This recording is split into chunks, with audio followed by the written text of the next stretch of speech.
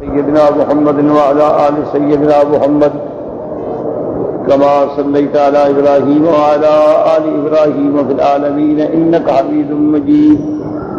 أعوذ بالله من الشيطان الرجيم. بسم الله الرحمن الرحيم. يوم نقول لجهنم هل امتلأت وتقول هل من مزيد وأزلفت الجنة للمتقين غير بعيد هذا ما توعدون لكل أواب حفيظ من خشي الرحمن بالغيب وجاء بقلب منيب ادخلوها بسلام ذلك يوم الخلود لهم ما يشاءون فيها ولدينا مزید. سورۃ قاف جس کا مرکزی مضمون اور اساس اور عمود جو ہے وہ اس بات معاد ہے.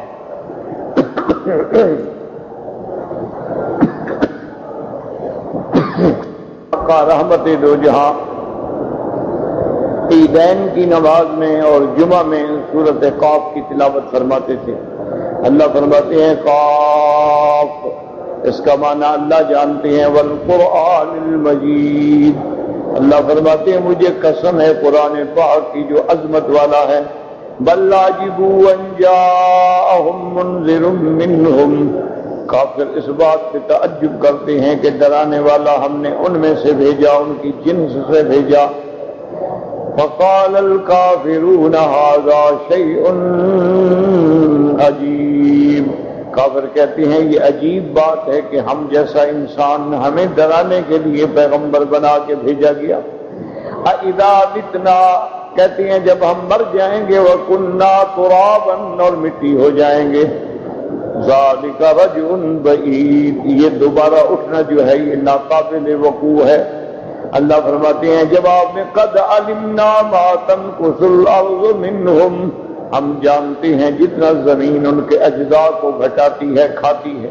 وعندنا کتاب حفیظ، اور ہمارے پاس ایک ایسی کتاب ہے جس نے سب کچھ اپنے اندر محفوظ کر رکھا ہے. بل کذبوا بالحق لما جاءهم فهم في امر مریج، بلکہ کافروں نے انکار کیا جب بھی حق ان کے پاس آیا. حق سے مراد قرآن بھی ہے، حق سے مراد حضرت محمد مصطفیٰ بھی ہیں. وَهُمْ فِي أَمْرٍ مَّرِيجٍ، اور وہ اختلاف میں پڑے ہیں. کبھی کہتے ہیں جادوگر ہے، کبھی کہتے ہیں دیوانہ ہے، کبھی کہتے ہیں کاہن ہے.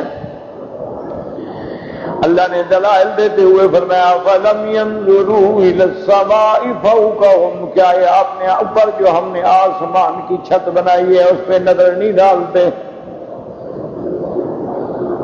کیف بنیناہا، کہ کیسے ہم نے اس کو بنایا ہے. وزیناہا، اور اس کو زینت دی ہے تاروں سے. وما لہا من فروج، اور اس میں کسی قسم کا کوئی شکوک، کوئی نقص، کوئی سوراخ نہیں ہے. تو اگر اتنے بڑے آسمان بنانے پہ میں قادر ہوں تو ایک چھوٹا انسان دوبارہ بنانے پہ کیا مشکل ہے. والارض مددناہا، اور زمین کو ہم نے ان کے لیے بچھا دیا.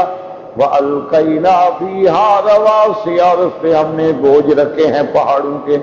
وَأَنبَتْنَا فِيهَا مِن كُلِّ زَوْجٍ بَهِيجٍ، اور اس میں اگائے ہیں ہم نے ہر قسم کی چیزیں، ہر قسم کی چیزیں رونق دینے والی. اور یہ سب کچھ جو ہے تبصرۃ وذکریٰ، یہ دلالت کرنے والا ہے اور یہ نصیحت ہے لکل عبد منیب، اور اس بندے کے لیے جو اللہ تبارک و تعالیٰ کی طرف لوٹنے والا ہے، رجوع کرنے والا ہے، اللہ سے ڈرنے والا ہے. وَنَزَّلْنَا مِنَ السَّمَاءِ مَاءً مُبَارَكًا، اور اتارا ہم نے آسمانوں سے پانی نفع دینے والا، برکت والا. فَأَنبَتْنَا بِهِ جَنَّاتٍ، پھر اس سے ہم نے پیدا کیے باغ. وَحَبَّ الْحَصِيدِ، اور ہم نے اس سے پیدا کی ایسی کھیتیاں جو تم کاٹتے ہو. وَالنَّخْلَ بَاسِقَاتٍ لَهَا طَلْعٌ نَضِيدٌ، وَالنَّخْلَ بَاسِقَاتٍ، اور کھجوریں لمبی لمبی جن کے گوشے گندے ہوئے ہیں. یہ ہم نے سب کچھ کیوں پیدا کیا؟ رزقا للعباد، اپنے بندوں کے رزق کے لیے۔ وَأَحْيَيْنَا بِهِ بَلْدَةً مَيْتًا، اور ہم نے پانی اتار کے مردہ زمینوں کو زندہ کیا۔ كَذَلِكَ الْخُرُوجُ، تو جیسے مردہ زمینوں کو زندہ کر کے کھیتی نکالنے پہ میں قادر ہوں، اسی طرح تمہیں مرنے کے بعد بھی زمینوں سے نکالنے پہ قادر ہوں۔ كذبت قبلهم قوم نوح واصحاب الرس وثمود، اے قریش مکہ تم سے پہلے قوم نوح، اصحاب الرس وہ کنویں والے، اور قوم ثمود نے بھی تکذیب کی۔ وعاد وفرعون واخوان لوط، اور قوم عاد نے، فرعون نے اور لوط کے بھائیوں نے بھی تکذیب کی۔ واصحاب الایکۃ وقوم تبع، وہ درختوں والے اور تبا کی قوم نے بھی تکذیب کی۔ کل کذب الرسل فحق وعید، ان سب نے پیغمبروں کی رسالت کا انکار کیا، پھر ہمارا عذاب ان پہ لازم ہو گیا۔ افعینا بالخلق الاول، یہ بدبخت کہتی ہیں کہ دوبارہ بنانے میں ہم تھک جائیں گے۔ کیا ان سے پوچھیں کہ پہلے جو ہم نے ساری مخلوق پیدا کی ہے کیا اس سے ہم تھک گئے؟ اللہ تھکنے سے بھی پاک ہے، اللہ عجز سے بھی پاک ہے، ہر نقصان سے پاک ہے۔ بل ہم فی لبس من خلق جدید، بلکہ وہ اختلاف میں پڑے ہوئے ہیں کہ دوبارہ ہم کیسے اٹھیں گے۔ اللہ فرماتے ہیں وَلَقَدْ خَلَقْنَا الْإِنسَانَ وَنَعْلَمُ مَا تُوَسْوِسُ بِهِ نَفْسُهُ، اے ظالمو تم کہتے ہو مٹی ہو جائیں گے تو کون ہمیں پہچانے گا؟ ہم تو تیرے دل میں جو وسوسے آتی ہیں اس کو بھی جانتے ہیں۔ وَنَحْنُ أَقْرَبُ إِلَيْهِ مِنْ حَبْلِ الْوَرِيدِ، بعض علماء فرماتے ہیں اس سے مراد فرشتے ہیں، اور بعض فرماتے ہیں اس سے مراد جل شانہ ہے۔ اللہ فرماتے ہیں ہم تیری شارگ سے بھی زیادہ قریب ہیں۔ اگر اس سے مراد فرشتے ہیں تو کوئی سوال نہیں، اگر اللہ تعالیٰ کی ذات ہے تو مانا معیت علم ہے۔ اِذْ يَتَلَقَّى الْمُتَلَقِّيَانِ عَنِ الْيَمِينِ وَعَنِ الشِّمَالِ قَعِيدٌ، اور ہم نے بٹھائے ہیں دو جو تیری ہر بات کو لینے والے ہیں، تیرے دائیں طرف بھی بائیں طرف بھی۔ قعید کا معنی بیٹھنا نہیں، قعید کا معنی وہ ہر وقت تمہارے ساتھ ہیں۔ ما یلفظ من قول الا لدیہ رقیب عتید، نہیں نکلتا تیری زبان سے کوئی لفظ مگر اس پر نگران، اس کو لینے والا موجود ہے، یعنی فرشتے موجود ہیں جو فوراً لکھ لیتے ہیں۔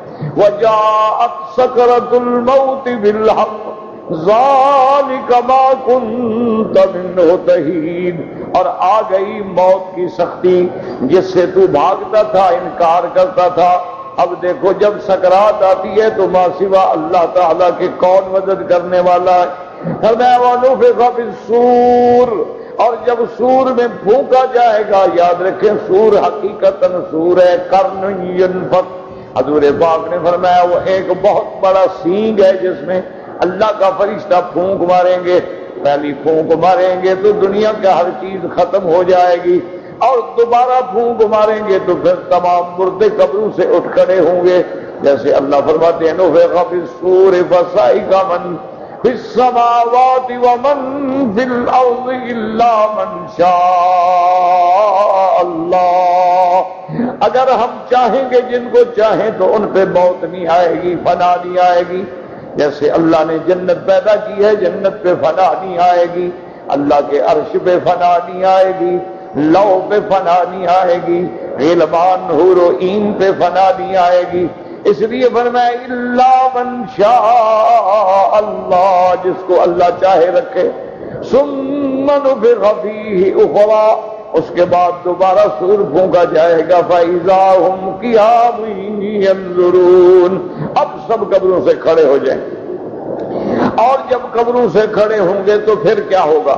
وَجَاءَتْ كُلُّ نَفْسٍ مَعَهَا سَائِقٌ وَشَهِيدٌ، ہر بندے کے ساتھ دو فرشتے ہوں گے، ایک اس کو لانے والا، ایک اس پہ گواہی دینے والا۔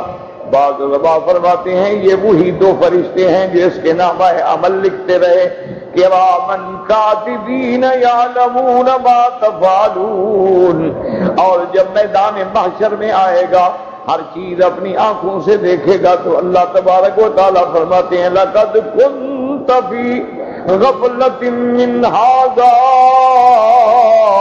اے انکار حشر کرنے والے تو غفلت میں پڑا ہوا تھا.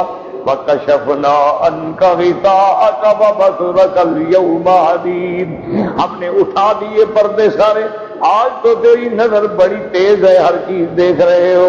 جہنم بھی سامنے ہے، میزان بھی سامنے ہے، پل صراط بھی سامنے ہے، نامہ اعمال بھی سامنے ہے. اب جو چیز سامنے ہو تو پھر بندہ کیسے انکار کر سکتا ہے؟ اسی اللہ فرماتے ہیں آج سارے پردے ہٹ گئے. اور اس کے بعد پروردگار عالم نے فرمایا وقال قرینہ ھذا ما لدی عتید.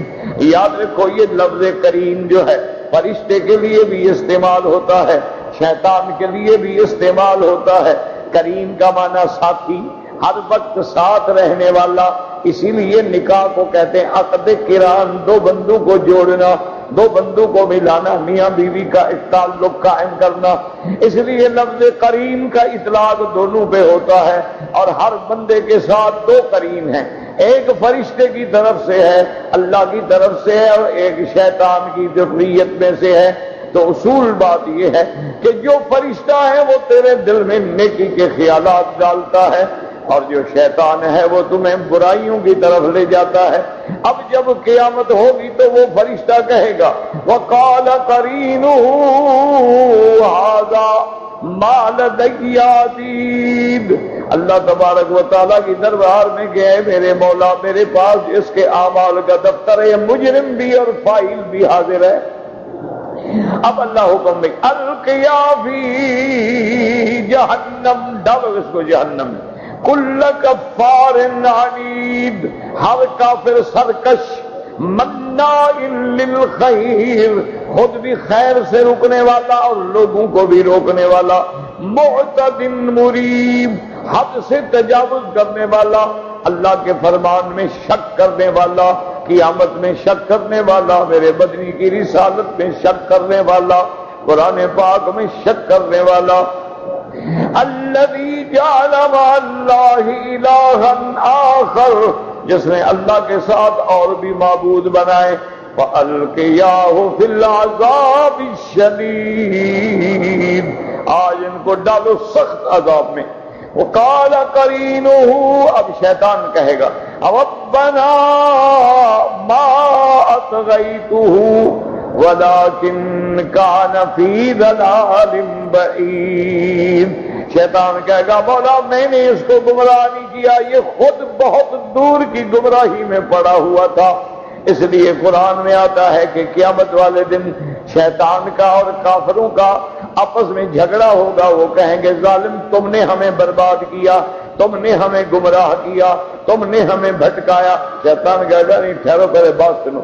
وقال الشیطان لما قضی الامر، جب فیصلہ ہو جائے گا کہ جہنمی جہنم میں، اب شیطان کہے گا ان اللہ وعدکم وعد الحق، اللہ نے جو تم سے وعدہ کیا وہ تو سچا تھا.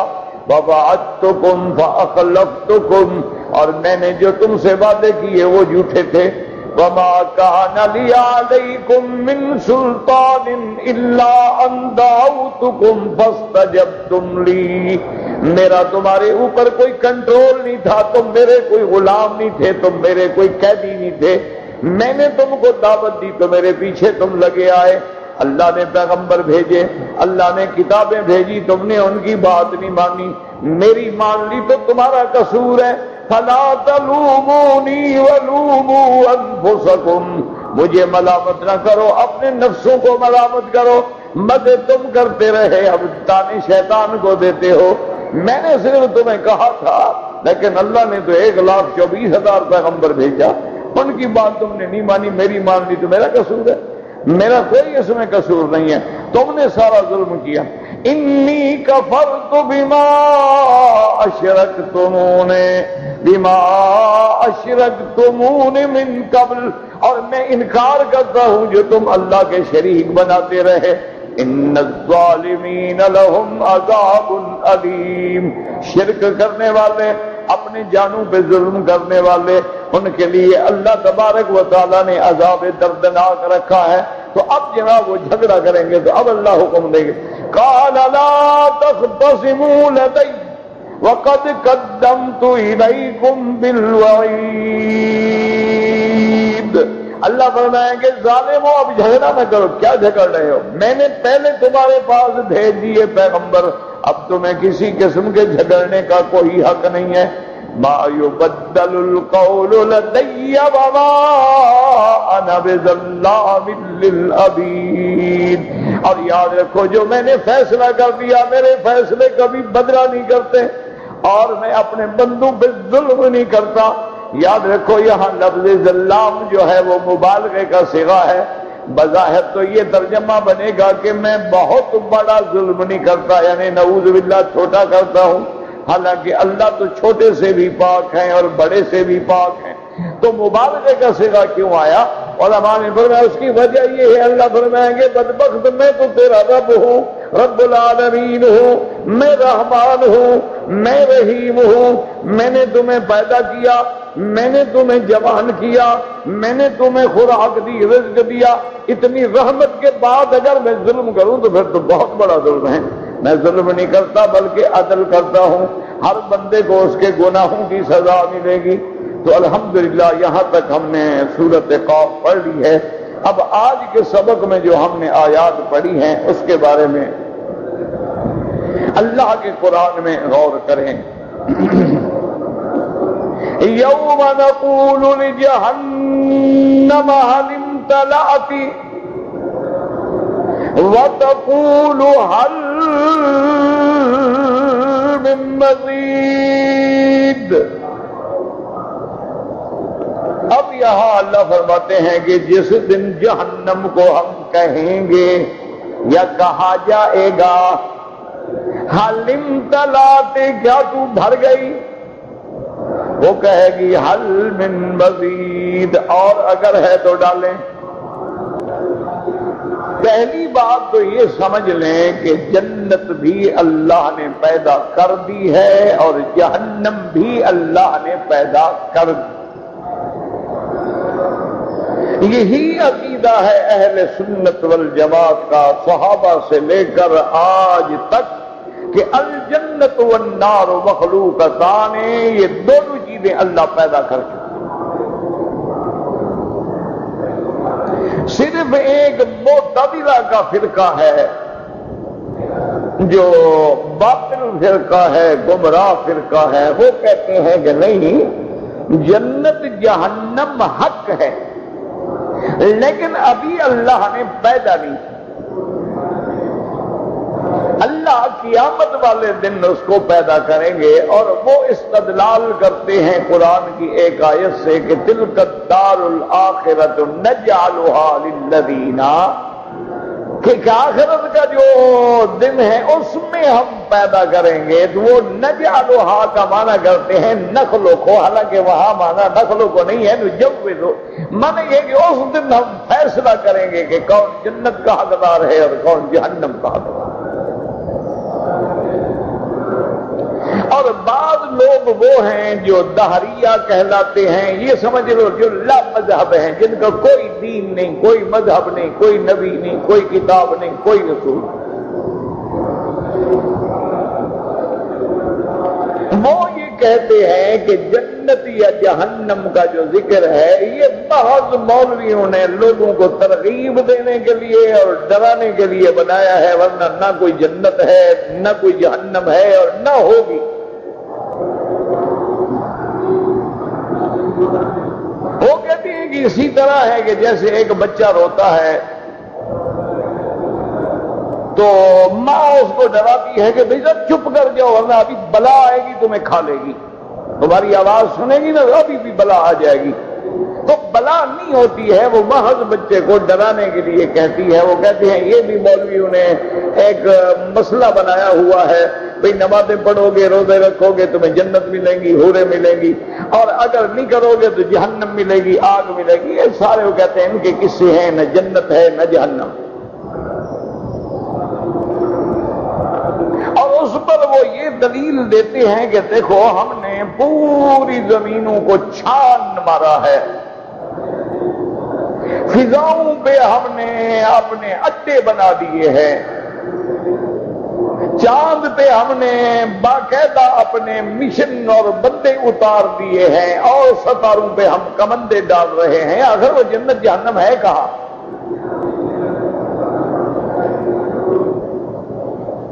تو ان کا اشکال یہ ہے کہ بھئی جب ہم یہ سارا جہان دیکھ چکے ہیں، ہمارے جہاز ہر وقت حرکت میں کھڑے ہیں، فضاؤں پر ہمارا تسلط ہے، کنٹرول ہے، اور ہمارے پاس بڑی بڑی دوربین ہیں اور بڑے بڑے ہمارے سیارات ہیں، بڑے بڑے ہمارے پاس جو ہیں وہ صواريخ ہیں، اور ہم نے چاند پہ گاڑیاں بھیجی ہیں، مشن بھیجے ہیں، بندے بھیجے ہیں، وہاں سے مٹی لے کے آئے ہیں، تو سب کچھ ہم نے دیکھ لیا ہے، سمندروں کو ہم نے کنگھال ڈالا ہے، زمینوں کو ہم نے کھود کے اس سے سونا، چاندی، تانبا، تیل اور ڈائمنڈ تک نکال ڈالے ہیں، سمندروں کی گہرائی کے اندر کھود کے ہم نے تیل نکال ڈالے ہیں، تو وہ جنت جہنم ہے کدھر جو ہمیں آج تک نظر نہیں آئی؟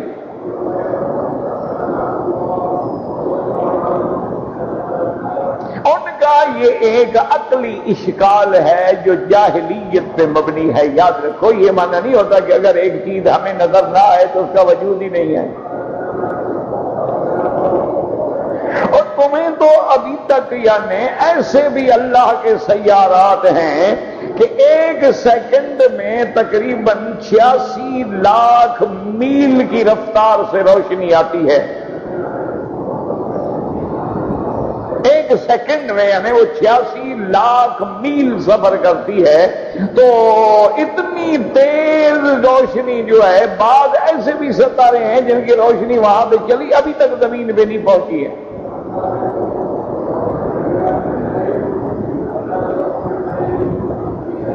اسی طرح اب یہ خود تسلیم کرتے ہیں کہ دنیا کے اندر ایک خطہ ہے، وہاں پر ایک ہولوکاسٹ ہے اور وہاں اڑن تشتریاں بھی دیکھی جاتی ہیں، لیکن آج تک یہ تلاش نہیں کر سکے کہ بھئی اس منطقے میں، اس علاقے میں، اس ٹکڑے میں کیا بلا ہے کہ بحری جہاز جائے تو غرق ہو جاتے ہیں، ہوائی جہاز اوپر سے گزرے تو کھینچ لیتا ہے، اور پھر آج تک ہم ان کو ڈھونڈ نہیں سکے. تو تمہارے سامنے ایک جگہ موجود ہے لیکن تم اس کو نہیں جانتے ہو، تو تمہیں جنت جہنم کا کیا واسطہ ہے؟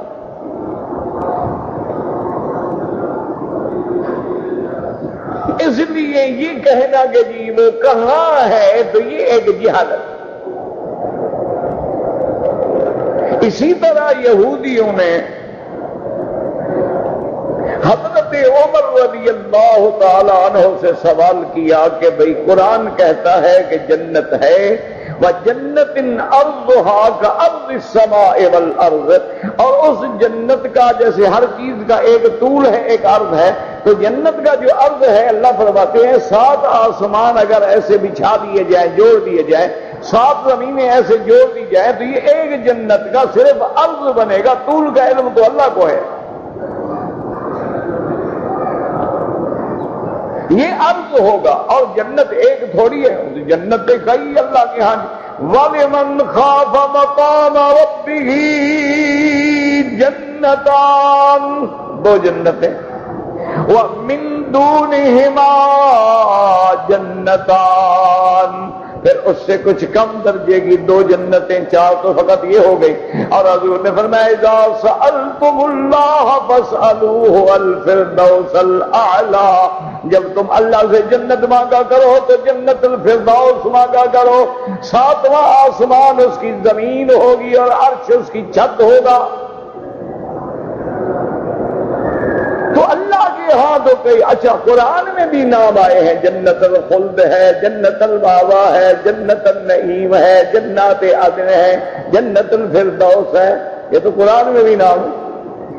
الذین یرثون الفردوس ہم فیہا خالدون.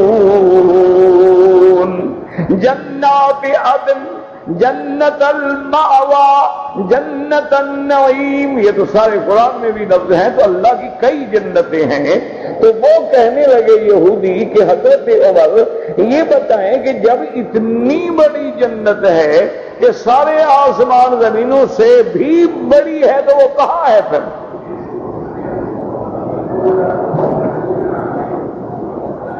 حضرت عمر رضی اللہ تعالی عنہ نے پوچھا کہ بھئی ابھی جس وقت تم میرے ساتھ بات کر رہے ہو دن ہے کہ رات ہے؟ انہوں نے کہا جی دن ہے۔ اور پھر رات کہاں ہے؟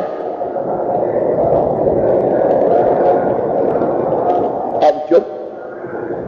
انہوں نے فرمایا خدا جو اس بات پہ قادر ہے کہ دن آتا ہے رات کو چھپا لیتا ہے، رات آتی ہے دن کو چھپا لیتا ہے، تمہیں پتہ بھی نہیں لگتا کہ دن کہاں گیا اور رات گئی تو دن کیسے رات کی طرف گئی۔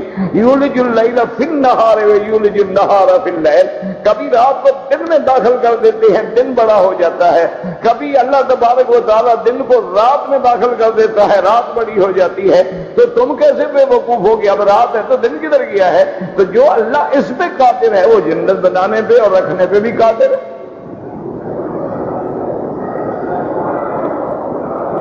بہرحال یہ تو عقلی اشتباہات ہیں، شبہات ہیں، جاہل لوگ ہیں،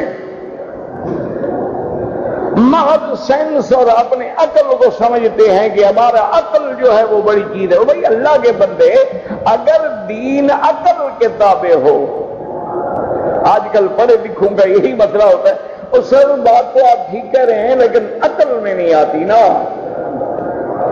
آج کل ان کو عقل کی مار پڑی ہوئی ہے نا۔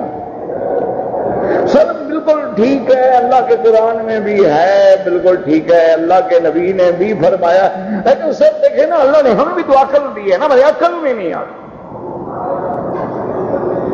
تو پہلے مجھے یہ بتائیں کہ اگر دین عقل کے تابع ہے تو عقل کس قوم کا؟ عربوں کا عقل، عجموں کا، شام والوں کا، ہند والوں کا، پاکستان، کس کا عقل؟ پھر عقل کا بھی تو فیصلہ کرو نا کہ کس قوم کے عقل میں بات آ جائے تو مانو گے اور نہ آئے تو نہیں مانو گے۔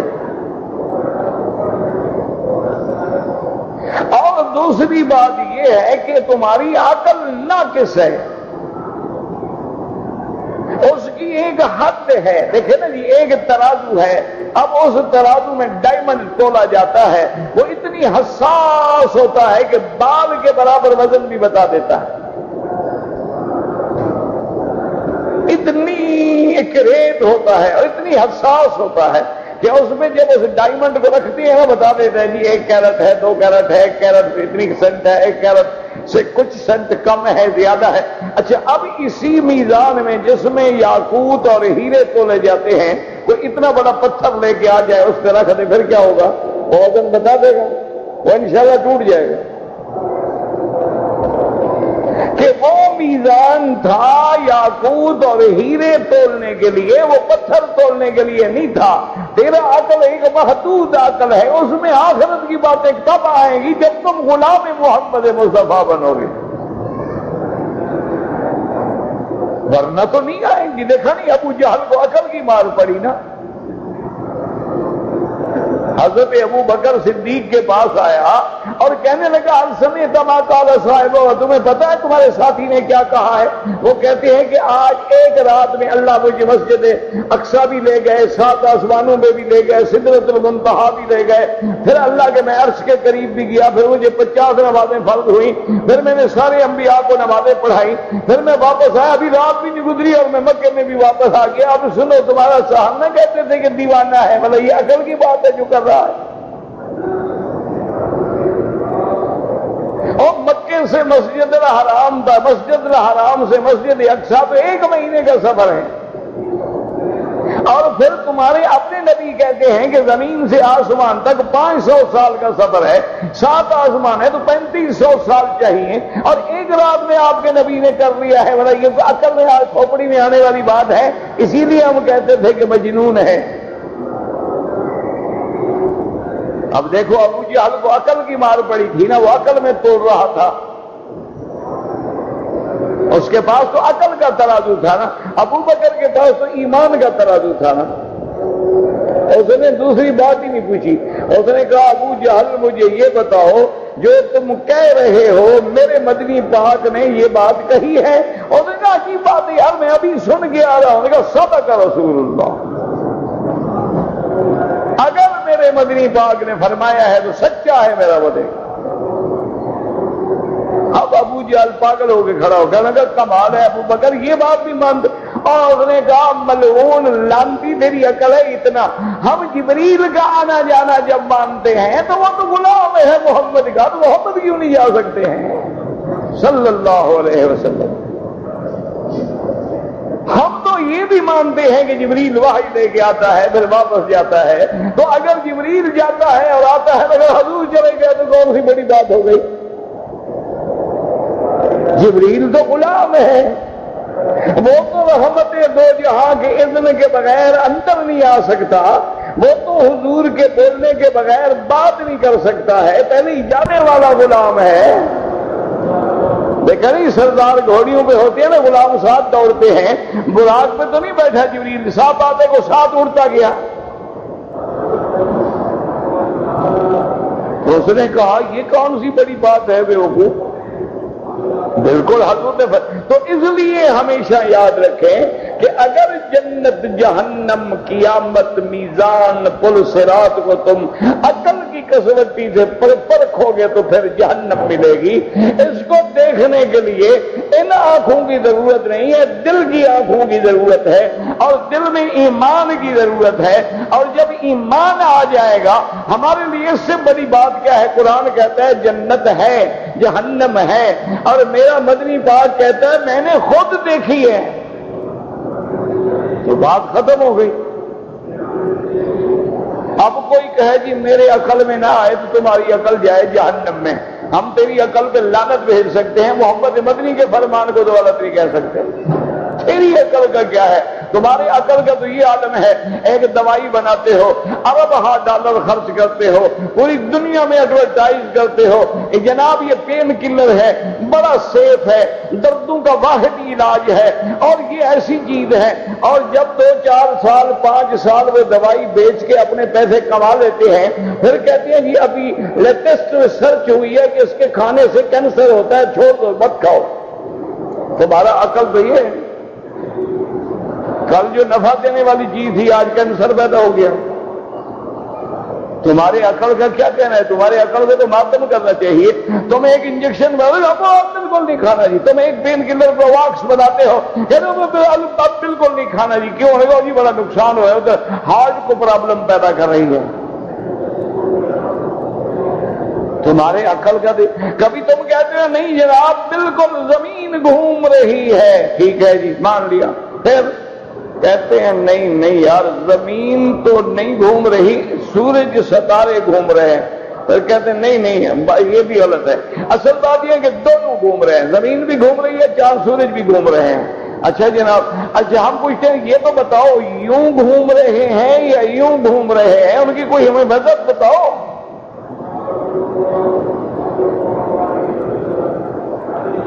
تمہاری عقل کا کیا؟ تمہاری عقل کو تو ماتم کرنا چاہیے۔ ساری زندگی تم نے لوگوں کو خنزیر کھلایا ہے، چھوڑو یار مسلمان کہتے ہیں حرام ہے، اب یہ کوئی بات ہے؟ بکرا حلال ہے خنزیر حرام ہے، جانور ہیں دونوں۔ اب خود کہہ رہے ہیں کہ جناب خنزیر کھانے سے سوائن فلو ہوتا ہے، بچو بچو بیماری آ گئی بیماری آ گئی، اور خنزیر کھانے سے گردے موٹے ہو جاتے ہیں۔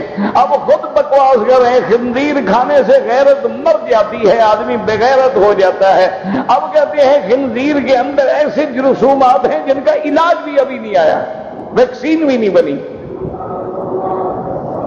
تو پھر ہم اپنے محبوب کی بات کیوں نہ مانے، جنہوں نے 1400 سال پہلے ہمیں بتا دیے تھے حرم علیکم المیتۃ والدم ولحم الخنزیر۔ اللہ نے اعلان کر دیا میرا مدنی بتلا دے کہ مردار جانور جو خود مر جائے وہ حرام ہے، اور جو دم مسفوح نکلتا ہے ذبح کرنے کے وقت رگو سے نکلتا ہے وہ حرام ہے، خنزیر حرام ہے۔ اب جناب دیکھیں میدا، اب بڑا انہوں نے زور لگا کہ جی ایک جانور جس کو اللہ مار دے مسلمان کہتا ہے مردار ہے، خود ذبح کرے تو کہتا ہے حلال ہے۔ کہتا ہے دیکھو جی مسلمانوں کا حال، یہ اگر جانور کو جو مر گیا تو اللہ نے مارا ہے، جب اللہ نے مارا ہے وہ تو حرام ہے، جس کو یہ خود مار ڈالیں وہ حلال ہے۔ اللہ نے فرمایا بدبختو تمہیں تو فلسفہ ہی سمجھ نہیں آیا، میں نے اس کو حلال اس لیے کیا ہے کہ اس کے اندر جو گندا خون ہے وہ ذبح میں نکل جاتا ہے، اور جو خود بخود مر جاتا ہے اس کے اندر خون چلا جاتا ہے، وہ نکل نہیں جاتا، وہ میرے بندے کے لیے مضر ہے۔ اب جناب ان کے دماغ میں کھوپڑی میں بات آئی، اب ان کا جو سب سے بڑا ہے نا کنگ برگر والا، مسلمان یہ تو جانتے ہو نا ماشاءاللہ، کافروں سے لڑو گے نا برگر کھا کھا کے، بالکل مسلمان قوم جناب بپسی ان کی پیتے ہیں، کوکا کولا ان کا پیتے ہیں، برگر ان کا کھاتے ہیں، پیزا ان کا کھاتے ہیں، میکڈونلڈ ان کا کھاتے ہیں، لڑیں گے کافروں سے، چھوڑو یار کس طرح، تم ایک پانی نہیں بنا سکتے ہو، لڑو کہ مٹی لڑو گے، تم تو ان کے پانی کے مقابلے پہ ایک پانی نہیں لے آ سکے،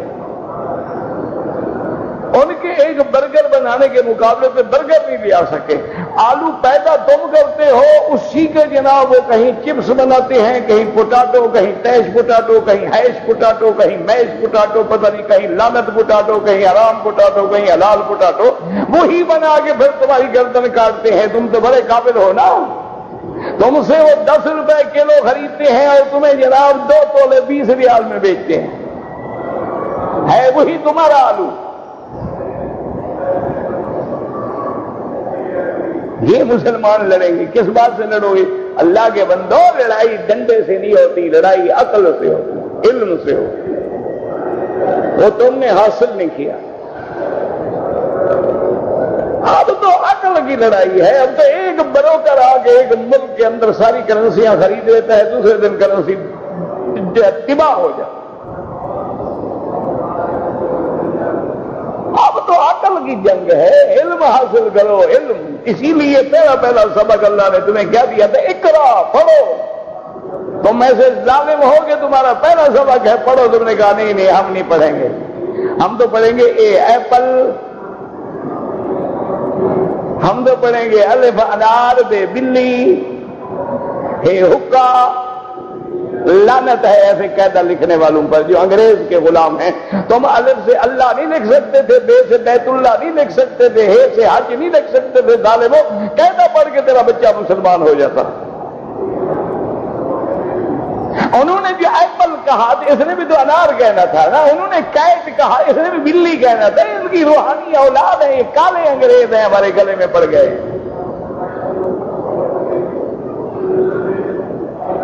ایک قاعدہ اگر تم اب دیکھو نا، ٹھنڈے دل سے مکے میں نکل جاؤ، کسی جگہ جاؤ گے، شار ابراہیم الخلیل، مسجد خالد بن الولید، مدرسہ عبداللہ بن مسعود، مدرسہ بلال ابن ابی رباح، مدرسہ الامام مالک، مدرسہ امام ابی حنیفہ، مدرسہ شیخ الاسلام ابن تیمیہ رحمہ اللہ تعالی، شارع جبل النور، شارع الہجرہ، مخطط الہجرہ، جبل سور اور مشاعر مقدسہ، یہ معیسم، یعنی صرف نام پڑھتے جاؤ تو پوری اسلام کی ہسٹری تمہاری آنکھوں کے سامنے آ جائے۔ تم نے نام کیا رکھے ہوئے ہیں؟ گولی مار، ڈیلے والا، کنگ ایڈورڈ میڈیکل کالج، ہے انگریز کی اولاد کے نہیں؟ آج تک تم اسلامی نام بھی نہیں رکھ سکتے یار، اتنے بے حس ہو، اتنا ہمارا ضمیر اور ایمان غرق ہو گیا ہے کہ ابھی تک ہمارے پاس گنگا رام، تولے رام، کتا رام، بلا رام، پتہ نہیں کیا کیا رام رکھا ہوا ہے، آج تک تم سے اسلام کا نام بھی نہیں رکھا گیا۔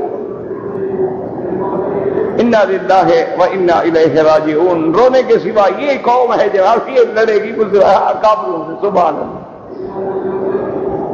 تم ایمان سے کہو، تمہیں جو جہاز ملتے ہیں کہاں سے ملتے ہیں؟ وہ ایک پرزہ نہ دیں، جہاز کھڑا ہے، تم کل جا کر جناب رولز رائز لے کے آؤ، BMW لے کے آؤ، تم کل جناب جا کے بالکل مرسیڈیز کا سپورٹس لیٹسٹ ماڈل لے کے آؤ، ایک پرزہ وہ نکال لیں، گاڑی تمہاری 10 لاکھ ریال لگا کے بھی کھڑی ہے، وہ جی نہیں چلتی، ٹھیک ہے نہیں جناب کمپنی سے بات کرو، کمپنی والے سے بات کرو، کہتے نہیں مسلمان میکینک تو نہیں جانتے، ہم ادھر سے بلائیں گے کوئی آدمی۔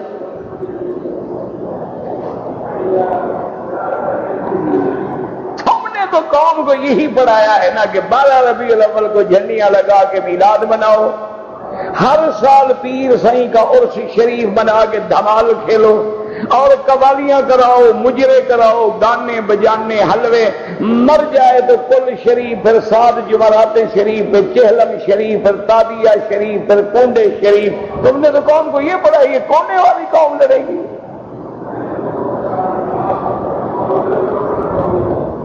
خدا کا خوف کرو۔ ایک انگریز وائسرائے آیا تھا، پرانے دور کی بات ہے، لاہور میں، اتفاق سے وہ اس دن آیا، 10 محرم تھا، آگے لوگوں نے جلوس نکالا ہوا تھا اور کالے کپڑے پہنے، کالے جھنڈے اٹھائے، تعزیہ اٹھایا اور جناب ماتم کر رہے ہیں اور چھریاں مار رہے ہیں۔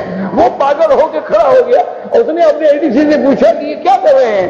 ان کو میرا آنا یعنی ناگوار گزرا ہے، میں واپس چلا جاتا ہوں، اپنے آپ کو تو نہ مارے بیوقوف۔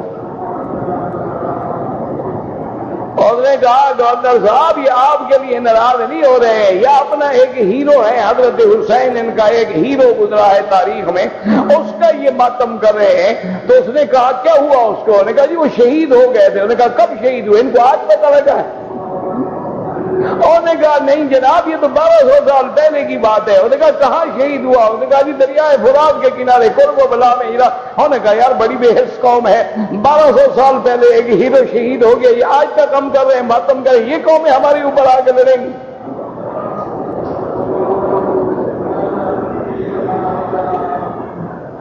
ہمیں تو دین یہی سکھایا گیا ہے نا کہ حلوہ شریف، ختم شریف، ختم صغیر، ختم کبیر، کل شریف، کل کندھانے، ہمیں تو یہ دین سکھایا گیا۔ جھنڈیاں لگا دو، میلاد منا لو، کہتے ہیں سبحان اللہ عاشق رسول ہے، چاہے بدبخت نماز نہ پڑھے۔ امام احمد بن حنبل فرماتا ہے ایک نماز چھوڑے تو کافر ہو جاتا ہے، اس کی بیوی اس پہ حرام ہے، آئندہ جو اولاد ہوگی اولاد زنا ہے۔ ایک نماز بیوی نہ پڑھے، بیوی کافر ہو گئی، نکاح ختم۔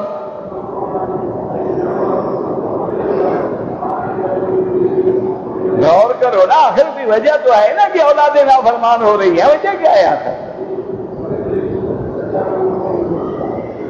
اور ہم یہ کہتے ہیں جی ہو بابا نماز چھوڑو، یہ تو وہابیوں نے چکر دیا ہوا ہے۔ بابا عمل کے زور سے کون جنت جاتا ہے؟ جنت ملے گی اللہ کی رحمت سے، اور اللہ کی رحمت آئے گی پیر صاحب کی وجہ سے۔ پیر صاحب چاہے نماز ہی نہ پڑھتا ہو، وہ کہتے ہیں پیر کو نماز پڑھنے کی کیا ضرورت ہے؟ نماز تو مولوی مکی پڑھے جو وہابی ہے، ہمارا پیر تو پہنچا ہوا ہے، واصل باللہ ہے، وہ اللہ تک پہنچ گیا، جو پہنچ گیا اس کو کیا ضرورت ہے پہنچنے کے لیے محنت کرنے کی؟ یعنی ان کا پیر تو اللہ تک پہنچ گیا، محمد مصطفیٰ نہیں پہنچے، وہ تو بیماری میں بھی پوچھ رہے ہیں نماز نماز نماز۔ حضرت حسین نہیں پہنچے جو کربلا کے میدان میں بھی نمازیں پڑھ رہے ہیں، ان کا پیر پہنچ گیا، یہ واصل ہو گیا، وہ واصل نہیں ہوئے تھے۔ خدا کا خوف کریں تو یاد رکھیں کہ جنت بھی برحق ہے، جہنم بھی برحق ہے، اور اللہ فرماتے ہیں ہم جہنم سے کہیں گے، اللہ قادر ہے کہ جہنم کو عقل بھی دے دیں، بولنے کی زبان بھی دے دیں، اللہ چاہے تو پتھر بھی بولتا ہے، اللہ چاہے تو ہر چیز بولتی ہے۔ اس لیے فرمایا یوم نقول لجہنم هل امتلأت، اللہ فرماتے ہیں جب ہم جہنم سے کہیں گے کہ کیا تو بھر گئی، حل من مزید، وہ کہے گی اور ہے تو ڈالو۔ بعض علماء کہتے ہیں یہ حقیقتاً کلام ہوگا، اور بعض علماء کہتی ہیں اللہ نے ایک نقشہ بیان کیا ہے، جیسے دنیا میں ہم کہتے ہیں کہ میں نے گاڑی سے پوچھا کہ تم کیوں نہیں چلتی، تو گاڑی نے کہا مجھ میں پیٹرول نہیں ہے، تو اب گاڑی بولی تو نہیں ہے نا، ایک واقعے کو ہم نقل کر رہے ہیں، لیکن اصل بات یہ ہے کہ اللہ تبارک و تعالیٰ چاہیں گے بندہ بھی بولے گا، بندے کے اعضاء بھی بولیں گے، اللہ چاہیں گے تو جہنم بھی بولے گی، جہنم بھی سمجھے گی۔ اس لیے قرآن کہتا ہے کہ جب جہنم کے سامنے کافر آئیں گے وهي تفور تكاد تميز من الغيظ. جب کافروں کو جہنم دیکھے گی تو جہنم بھڑک اٹھے گی، قریب ہوگا کہ پھٹ جائے کہ آج اللہ کے منکر، اللہ سے شرک کرنے والے، غیروں کے سجدے کرنے والے آئے کھڑے ہیں میرے سامنے.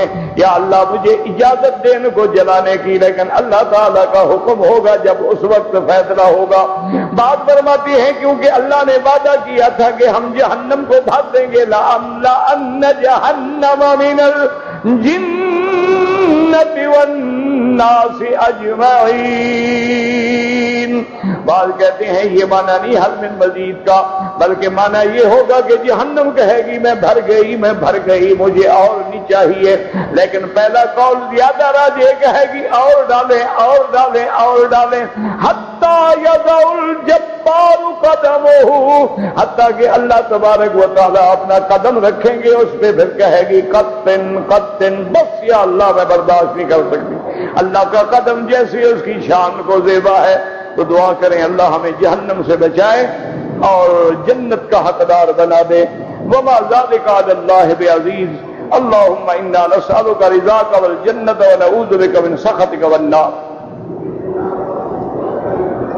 کہتے جی کہ اگر ایک آدمی کو بیماری ہے، ہوا اس کی نہیں رکتی، بار بار ٹوٹتی خارج ہوتی رہتی ہے، اس کا علاج یہ ہے میرا بھائی کہ مغرب کا جو وضو کرو گے نا وہ عشاء تک کافی ہے. چاہے ہوا نکلتی رہے، وضو ٹوٹ نماز پڑھو تو طواف کرو، سب کچھ کرو. جب عشاء کا وقت آئے تو پھر وضو دوبارہ کرنا ہوگا.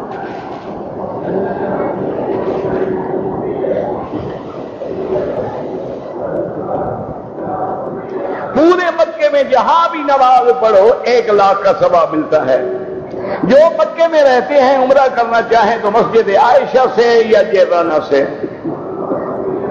عمرے کا طواف ہو یا کوئی طواف ہو، رکن یمانی پہ ہاتھ لگانا سنت ہے اور حجر اسود پہ بوسہ دینا سنت ہے. اگر مسجد عائشہ تک کوئی عورت بغیر محرم کے چلی جائے کوئی حرج نہیں.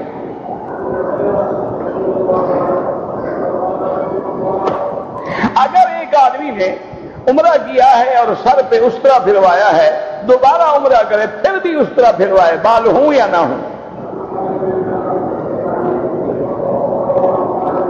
عورت حیض کی حالت میں مسجد میں نہیں آ سکتی ہے. اگر آپ نے اپنی والدہ کو ویل چیئر پہ طواف کرایا ہے، اپنی نیت بھی کر لی ہے، تمہارا بھی ہو گیا. اگر ایک آدمی کا احرام خراب ہو گیا، اس نے دھو ڈالا، بدل ڈالا، کوئی حرج نہیں. اگر ایک آدمی ایک مسلک پہ عمل کرے لیکن دوسرے کو پسند کر کے اس کو چھوڑ دے تو پھر کسی مسلک پہ عمل نہیں کر رہا، وہ اپنی خواہش نفس پہ عمل کرائے گا. جو اس کو اچھا لگتا ہے لے لیتا ہے، جو اس کو سخت لگتا ہے چھوڑ دیتا ہے. پھر یہ کیوں کہتے ہو کہ دوسرے مسلک پر تم اپنی خواہش پہ چل رہے ہو؟ جب خواہش ادھر ہوئی ادھر آ گئے، ادھر ہوئی تو ادھر آ گئے. اور دو کشتیوں پہ پاؤں رکھنے والا انشاءاللہ یقیناً غرق ہوگا. حرم شریف میں نماز میں سجدے والی جگہ پہ نظر رکھیں. اگر دونوں آدمیوں نے طواف کر لیا، صفا مروہ دوڑ لیا، ایک دوسرے کے سر پہ اس طرح پھیر دیں، بالکل جائز ہے.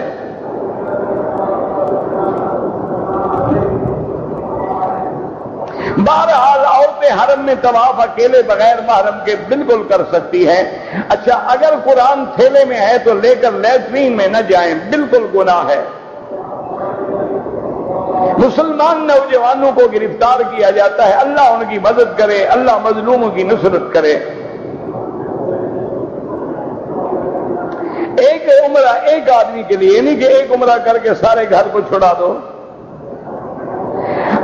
امام صاحب ظہر کی نماز میں جہاں کھڑے ہوتے اس طرف امام کے آگے کوئی نہیں ہوتا. اگر باقی 3 طرف میں آگے ہیں تو کوئی حرج نہیں. رکن یمانی بھی جنت کا پتھر ہے، دعا قبول ہوتی ہے.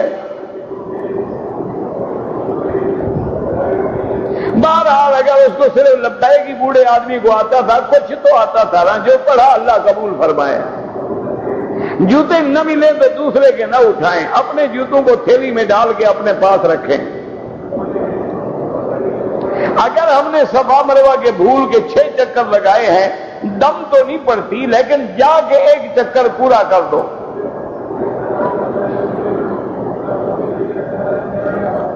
اگر ایک آدمی نے عمرہ کرنے کے بعد اپنے بال جدے میں جا کے کٹوائے ہیں تو ایک بکری دم پڑ گئی.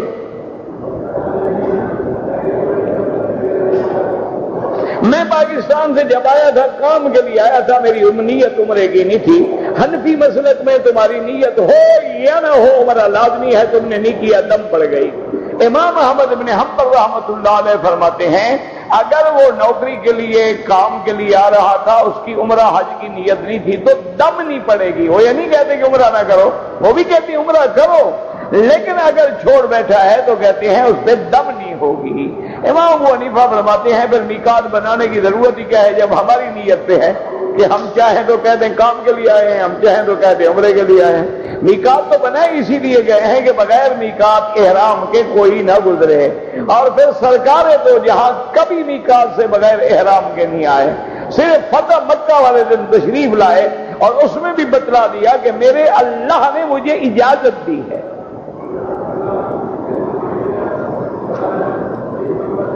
کہتے کہ جی نبی علیہ الصلوۃ والسلام کا نام لے کر لوگ انگوٹھے چومتے ہیں, یہ 101% بدعت ہے. اس کا نہ دین سے تعلق ہے نہ قرآن و حدیث سے تعلق ہے.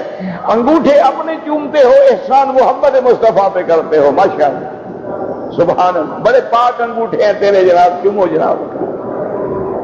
اور پھر دیکھو اتنے بد عقل ہیں کہ نبی کا تصور دل میں کرو, بدبختو انگوٹھوں میں کرو. ایک آدمی زمزم ہدیے کے طور پر کسی کو پیش کرے افسر کو, تو کیا وہ رشوت ہوگی؟ یہ تمہاری نیت پر ہے کہ تم کیوں دے رہے ہو. مولوی مکی کو تو کبھی ہدیہ پیش نہیں کیا زمزم کا, اس افسر کے بعد کیوں لے کے جا رہے ہو جناب؟ کوئی چکر تو ہے نا. پھر تمہاری نیت کیا ہے؟ نیت اگر یہ ہے کہ افسر کے ساتھ پیسے لیتا نہیں, اس کو زمزم کی مار دو, مدینے کی کھجور کی مار دو, تو صاف بات ہے پھر ناجائز ہے. اگر تم واقعتاً دے رہے ہو اللہ کے لیے بالکل دو.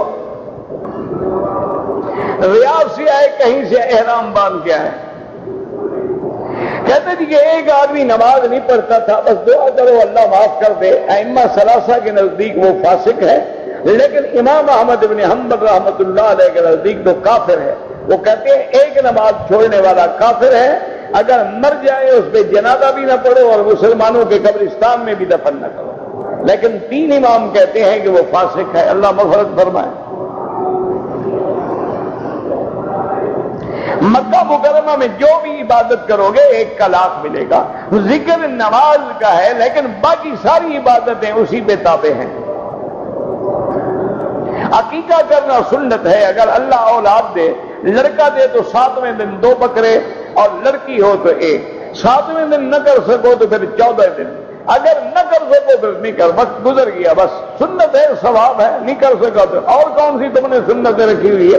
داڑھی روز منڈاتے ہیں, عقیقے کا مسئلہ پوچھتے ہیں. سبحان اللہ, مسلمان ہو تو ایسا ہو کہ عقیقے کا اس کو فکر ہے, وہ سنت جو ساری زندگی میرے مدنی کے چہرے پہ رہی, اس کو روز منڈوا رہا ہے. انا للہ و انا الیہ راجعون. کہتے تھے کہ لوگ سوتے ہیں پھر کھڑے ہو جاتے ہیں, اگر سونے میں نیند آ جائے تو وضو ٹوٹ جاتا ہے, ویسے سوتے رہو کوئی بات نہیں. عمرے کے اندر اگر ہوٹل کے قریب والی مسجد میں نماز پڑھیں بالکل لاکھ ملے گا, لیکن کعبے والی فضیلت کہاں ملے گی؟ کہتے تھے کہ ہمارے ملک میں جب مردے کو دفن کرتے ہیں 3 دن قبر پہ قرآن پڑھتے ہیں, وہ بڑا آدمی مر جائے. کبھی غریب کی قبر پہ بھی پڑھا ہے تم نے؟ ایمان سے کہو. تو صاف بات ہے کہ بدعت ہے اور ناجائز ہے. 40 دن تک کھانا دیتے ہیں, بالکل بدعت ہے. دودھ پیتا بچہ ہو تو روزانہ دودھ پر بھی ختم دیتے ہیں. یہ مولوی نے نیا راستہ نکالا ہوگا نا, ختم دے گا تو ماں کو دیکھے گا نا, ختم نہیں دے گا تو ماں کی نظر کیسے پڑے گی؟ آئے گا دودھ بچے کا ختم پڑنے کے لیے تو بیگم صاحبہ پر بھی تو نظر ڈالے گا نا. مولوی صاحب آپ نے ان کو فرشتہ سمجھا ہوا, یہ سب سے زیادہ خطرناک ہوتے ہیں. کبھی مولوی کو گھر میں آنے دیا کرو.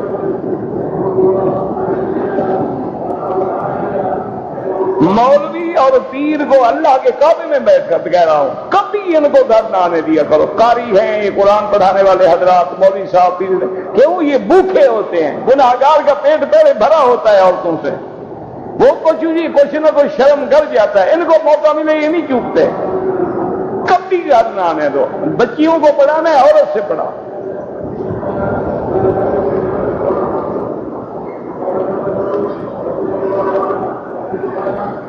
ایک عورت نے پانی رکھا تھا مٹی کے ساتھ, حضور کا نام لکھا ہوا تھا, اب جھوٹ بولتی ہے اور کسی کو نظر نہیں آیا, اسی کو نظر آیا ہے. نہ زمزم پہ نظر آیا, نہ مدینے میں نظر آیا, اس کے گھر کے گھڑے پہ نظر آ گیا.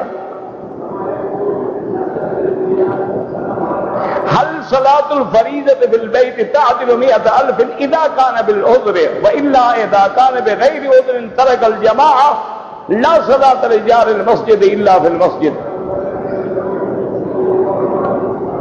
جو فوت ہو گئے رشتے دار بالکل عمرہ کریں. عمرے کے دوران عورت پردہ کیسے کرے؟ آگے کپڑا لٹکا لے, بس چہرے کو نہ لگے, پردہ بھی قائم رہے. ہمارے یہاں گھونگھٹ نہیں کھینچتی تھیں عورتیں. داڑھی رکھنا ضروری ہے, ابھی تمہیں پتہ نہیں لگا ہے. 1400 سال گزر گئے, ابھی اس بیچارے کو پتہ. بیوی سے پوچھو, وہ کہے تو رکھ لو.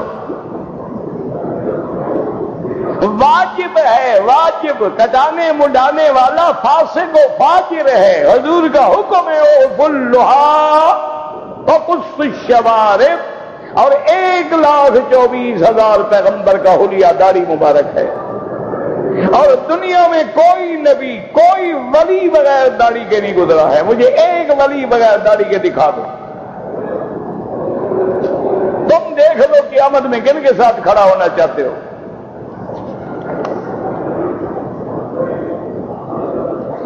میں زیادہ پریشان ہوں. درود شریف پڑھا کرو, استغفار پڑھا کرو, لا الہ الا انت سبحانک انی کنت من الظالمین پڑھا کرو. بس 10 سال کی نماز قضا ہے, توبہ کرو.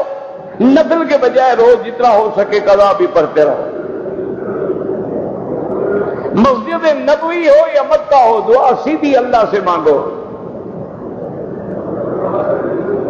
اگر ایک آدمی نے 3 جگہ ٹک لگائے, دم واجب ہو گیا. بال بھی بڑھوائے, دم بھی ادا کرے. دم کی ہمت نہ ہو تو 3 روزے رکھے. مستحب عمل کیا؟ بدعت مستحب کیا؟ انگوٹھے چومنا بدعت ہے, مستحب کہاں سے ہو گیا؟ اگر سنت ہوتا تو سب سے پہلے حضرت بلال چومتے.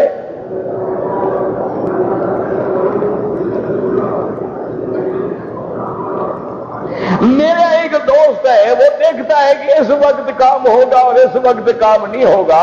اب اگر اس کے گھر میں بچہ پیدا ہو جس وقت اس کے نزدیک وہ وقت اچھا نہیں تھا تو بچے کو اٹھا کے پھینک دے گا. یہ جاہلوں کی باتیں ہیں. وقت ہر جب اللہ چاہے اچھا کر دیں, جب اللہ چاہے نقصان دے دیں.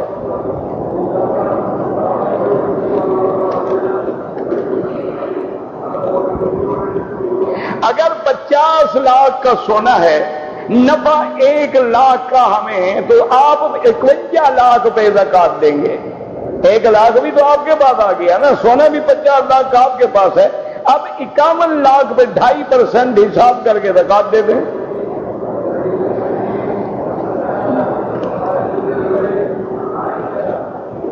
اللہ کے گھر کا طواف سب سے پہلے کس نبی نے کیا؟ حضرت آدم نے.